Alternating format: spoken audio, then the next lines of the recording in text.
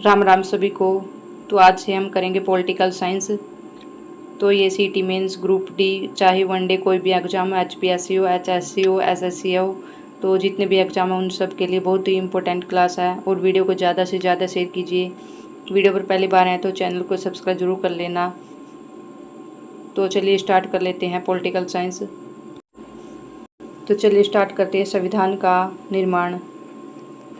और जो हरियाणा जी के हैं उसकी क्लास कल आएगी, उसमें बहुत ही कम टॉपिक रह गए हैं तो उसे हम कल करवा देंगे। तो चलिए स्टार्ट कर लेते हैं। संविधान कुछ आदर्शों को निर्धारित करता है जो उस प्रकार के देश की नींव बनाते हैं जिसकी एक राष्ट्र आकांक्षा करता है। संविधान की परंपरा की शुरुआत अमेरिका सन 1787 में, जहाँ सभी लोकतांत्रिक देशों के पास संविधान होने की संभावना होती है, वहीं यह आवश्यक नहीं है कि जिन देशों के पास संविधान है वे सभी लोकतांत्रिक हो। भारत का संविधान आंशिक रूप से कठोर और आंशिक रूप से लचीला है। अमेरिका की स्वतंत्रता 4 जुलाई 1776। सरकार के अन्य रूप साम्यवादी उत्पादन के स्रोत या साधन सरकार द्वारा नियंत्रित होते हैं, जैसे चीन, लाओस, उत्तर कोरिया, क्यूबा, वियतनाम। राजशाही एक ऐसा शासन जो एक व्यक्ति द्वारा चलाया जाता है, विशेष रूप से राजा या सम्राट, जैसे उत्तर कोरिया। सर्वसत्तावादी यह नागरिकों के जीवन पर शासक द्वारा पूर्ण नियंत्रण को दर्शाता है। अल्पतंत्र एक ऐसा शासन जिसमें कुछ लोग शासन करते हैं, जैसे ईरान, रूस। संविधान सभा 1928। भारतीय संविधान का प्रारंभिक मसौदा नेहरू रिपोर्ट लखनऊ में सर्वदलीय सम्मेलन द्वारा प्रस्तुत किया गया था, जिसकी अध्यक्षता मोतीलाल नेहरू ने की थी। 1934 में M.N. रॉय ने पहली बार भारत के लिए संविधान सभा का विचार प्रस्तावित किया था। 1935 में भारतीय राष्ट्रीय कांग्रेस ने आधिकारिक तौर पर एक संवैधानिक सभा की मांग की।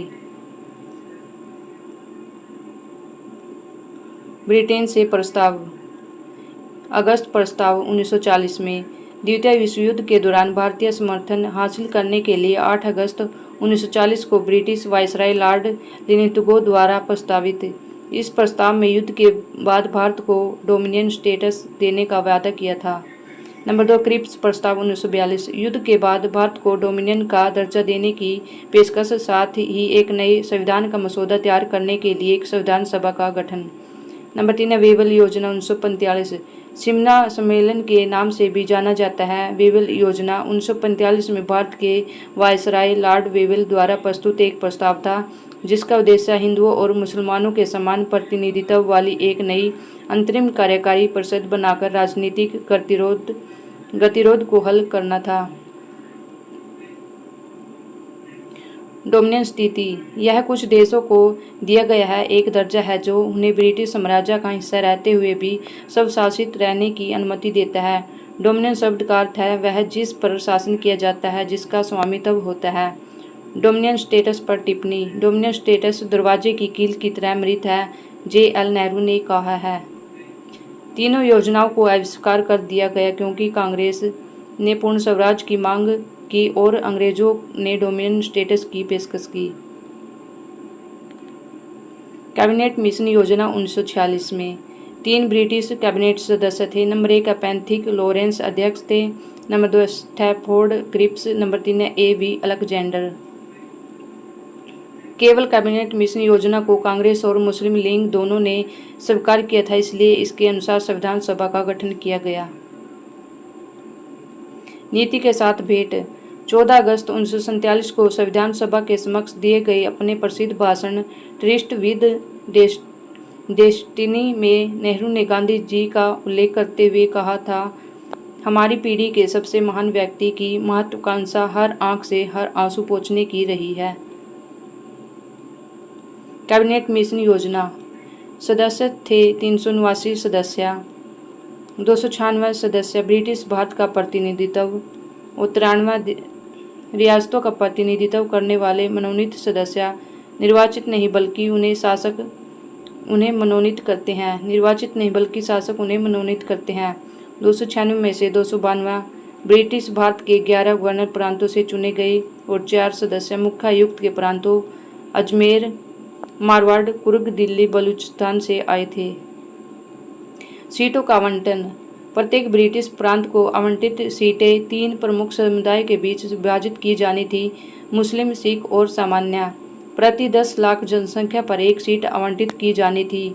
यह आंशिक रूप से निर्वाचित और आंशिक रूप से मनोनीत थी। चुनाव पद्धति अप्रत्यक्ष चुनाव, अनुपातिक प्रतिनिधित्व प्लस एकल संक्रमणीय मत। अंतरिम सरकार। 2 सितंबर 1946 भारत की अंतरिम सरकार का गठन हुआ। यह सरकार 15 अगस्त 1947 को भारत की स्वतंत्रता और देश के भारत और पाकिस्तान में विभाजन तक चली। कार्यकारी परिषद के अध्यक्ष भारत के वायसराय और गवर्नर जनरल विस्काउंट वेवेल फरवरी 1947 तक, लॉर्ड माउंटबेटन फरवरी 1947 से।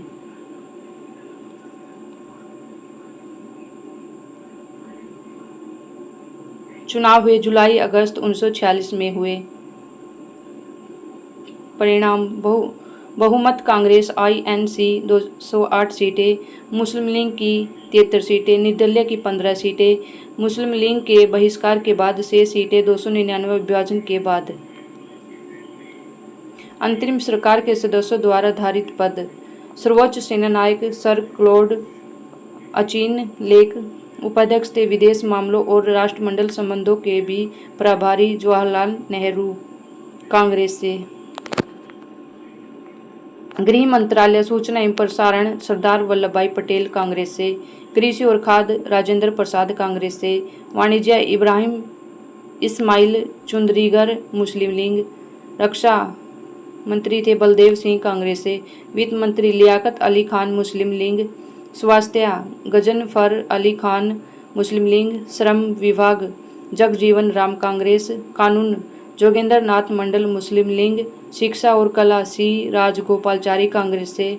रेलवे और संचार डाक और वायु अबूदर रब निस्तार मुस्लिम लीग। उद्योग और आपूर्ति जॉन मथाई INC थे।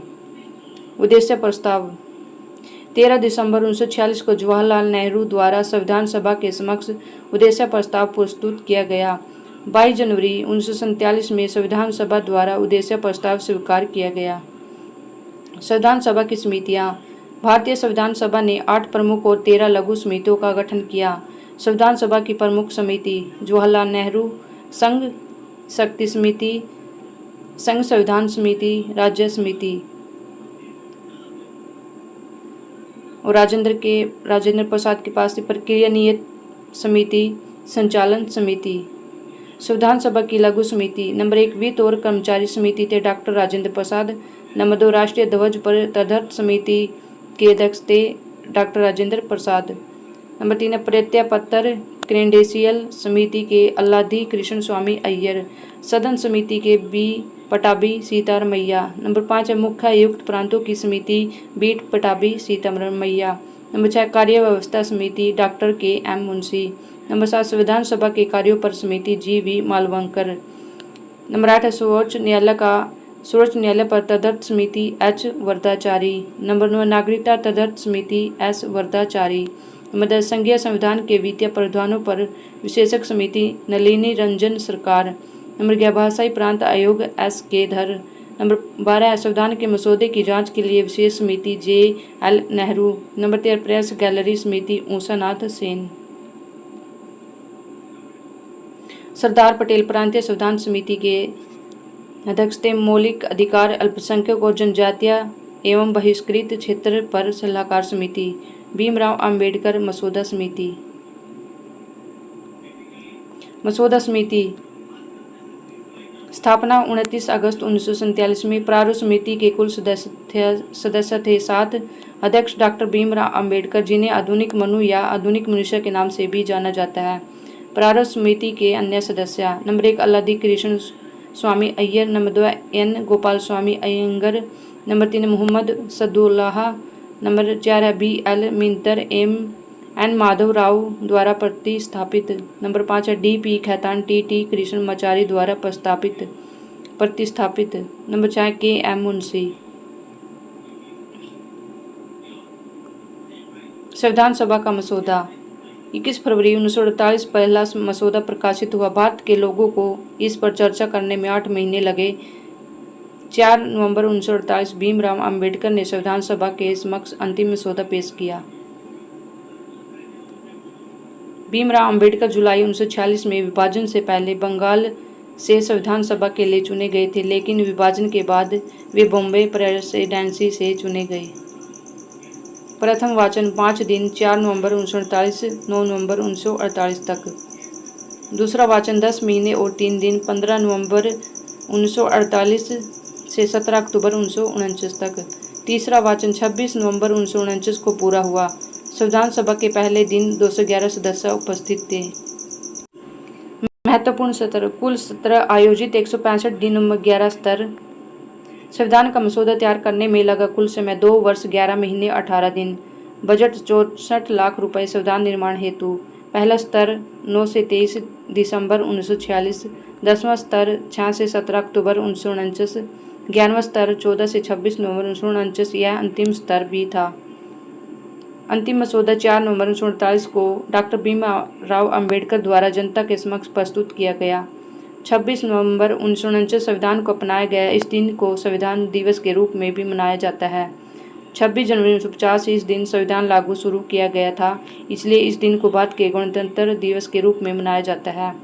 26 नवंबर 1949 कुछ प्रावधान लागू किए गए। नागरिकता अनुच्छेद 5 से 9, चुनाव अनुच्छेद 324 से 329।